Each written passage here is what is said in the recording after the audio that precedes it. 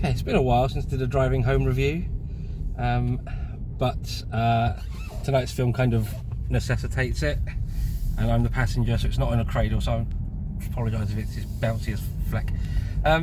So we've been to see Blinded by the Light, which is a tale set in sort of 1987, 1988 in my hometown. And not only is it set in my hometown, it's based around a bloke who is in real life just 2 days older than me, so same school year, and his time at sixth form college while I was at that sixth form college. I don't really remember. He's called Javid in the film. His real name's Safraz. I don't massively. There's a picture of him at the end, and I was like, oh, actually, yeah, I kind of do recall that guy being around, but I don't think we weren't friends. We didn't really know each other or anything. This is where he pops up at some point and goes, I remember you really clearly, and it's really embarrassing for me.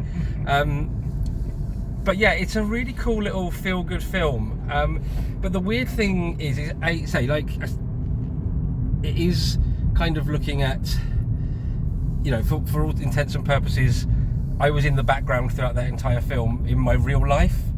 And also, the kind of crux of the story is he's a Muslim kid in Luton at that time, which was mostly okay, but there were racial issues in the town, as there have been on and off over the years. It's fair to say.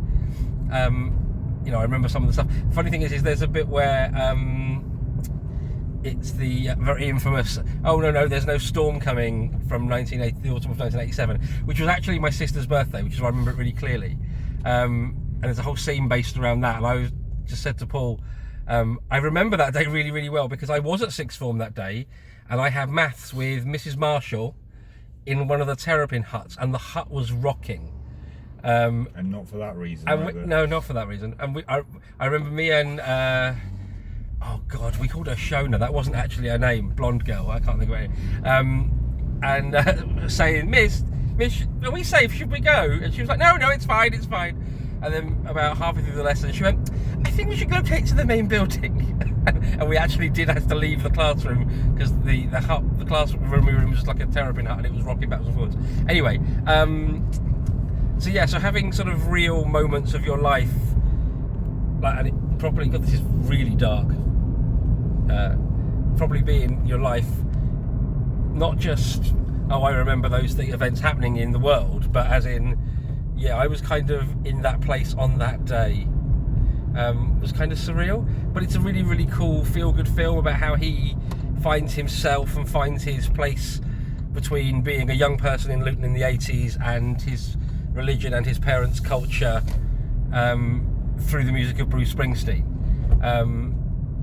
And it was kind of relatable on another level, because I was thinking, yeah, I kind of know how he felt, because I was coming to terms with who I was and sexuality and stuff, but I was doing it through the music of Madonna. So there's kind of, I think there's a comparison, there's a companion film out of this about my life, frankly. Hint, hint. Yeah. Hollywood, come knocking. I'll give you another hit on your hands. But it's a really, really fun, cool, emotional. You know, like the people that made it are the people that did East is East and Bend It Like Beckham, and you can kind of feel it almost as like as a little trilogy with those two. To be fair, you can feel how it sits alongside them, and it's a really cool film. People aren't going to see anything. I hope they can hear me okay, because all they're going to get is my glasses, like, ooh. So yes, Blinded by the Light, great film, great cast, great crew, great script, just so well put together, not a duff moment in it. Hayley Atwell playing a character I think is based on Linda Carey. Now, Linda Carey is the wife of Mike Carey, who was my form tutor, but nowadays he's better known as a comic book writer for Constantine and Lucifer and things like that. So yeah, look Mike up, he's a good dude, well worth a follow. So yeah, again, a bit surreal seeing Peggy Carter in your hometown doing stuff, and Rob Brydon stood outside Barclays Bank. There never used to be a market there, interestingly, so that's that. At the time, 87, that wouldn't have been pedestrianised, the whole market scene when you see it.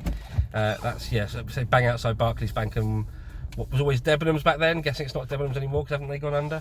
But yeah, Blinded by the Light. Go see it. You will not regret it.